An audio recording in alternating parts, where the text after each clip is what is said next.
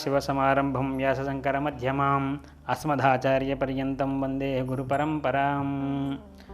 శ్రీమహాగణాధిపతయే నమో నమః. శ్రీ సరస్వతీదేవ్యే నమః. శ్రీ గురుభ్యో నమః. హరి ఓం. శుభోదయం. నేటి జిఎంకే టీవీ ప్రేక్షకులకు శుభోదయం. నేటి కాలమాన విశేషాలను గమనిద్దాం. స్వస్తి శ్రీ చాంద్రమాన విశ్వావసనామ సంవత్సరం, దక్షిణాయనం, హేమవంత ఋతువు, మార్గశిర మాసం, శుక్లపక్షం. తేదీ 27/11/2025 గురువారం. సూర్యోదయం 6:09, సూర్యాస్తమయం 5:20. తిథి సప్తమి రాత్రి 12:29 వరకు. నక్షత్రం ధనిష్ట రాత్రి 2:32 వరకు. వర్జం శేషవర్జంగా 7:22 వరకు. దుర్ముహూర్తం 9:53 నుండి 10:38 వరకు. తిరిగి మధ్యాహ్నం 2:21 నుండి 3:06 వరకు. అమృతకాలం మధ్యాహ్నం 3:42 నుండి 5:22 వరకు. నేటి విశేషం, మార్గశిర శుద్ధ సప్తమ నాడు మిత్ర సప్తమి అంటారు.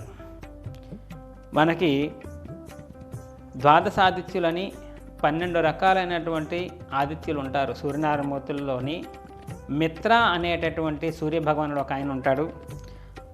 ఇవాళ రోజు ఆయనని మిత్ర అనేటువంటి సూర్యభగవాను విశేషంగా ఆరాధన చేయటం వల్ల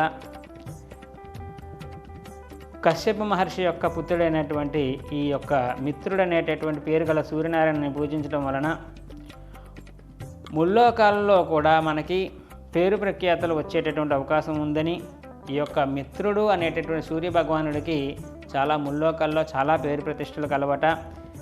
ఈయన్ని ఇవాళ రోజు పూజించడం వల్ల, అంటే సూర్యనారాయణమూర్తిని ఆరాధనే చేయాలి. కాకపోతే సూర్యభగవానుడని కాకుండా మిత్ర అనేటటువంటి నామంతో ఆయన్ని ఇవాళ రోజు పూజ చేస్తే కనుక మనకున్నటువంటి సమస్త వ్యాధులు తొలగేటటువంటి అవకాశం ఉంటుంది. ఇది కూడా ఆరోగ్యం కోసం చేసేటటువంటి వ్రతమే ఈ మిత్రసప్తమి అనేటటువంటిది. భవిష్యోత్తర పురాణం చెబుతుంది. కాబట్టి ఈ యొక్క మిత్ర సప్తమిని అందరూ ఆచరించే విధంగా ఏం చేయాలంటే, సూర్యోదయ పూర్వమే నిద్రలేచి స్నానం చేసి తలారా ఎండలోకి వెళ్ళి సూర్యభగవానుడు తూర్పు వైపు తిరిగి మిత్ర అనేటటువంటి సూర్యభగవాను మనస్ఫూర్తిగా ప్రార్థన చేసుకొని ఆదిత్య హృదయాన్ని పారాయణం చేయాలి. తదనంతరం ఇంటిలో సూర్యభగవానుడు ప్రతిమ కానీ ఫోటో కానీ ఉంటే, ప్రతిమ ఉంటే పంచామృతాలతో అభిషేకం చేసుకోండి, చాలా ఉత్తమం.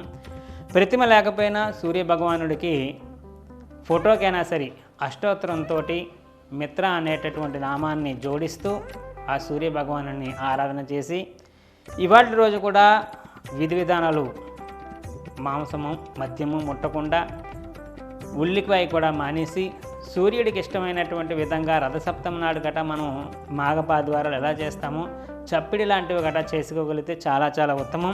అలా చేయలేకపోయినా కనీసం అల్పాహారం మొదలైనటువంటివి తీసుకొని ఉప్పు పులుపు లేకుండా ఆహారం తీసుకోగలిగితే చాలా ఉత్తమం.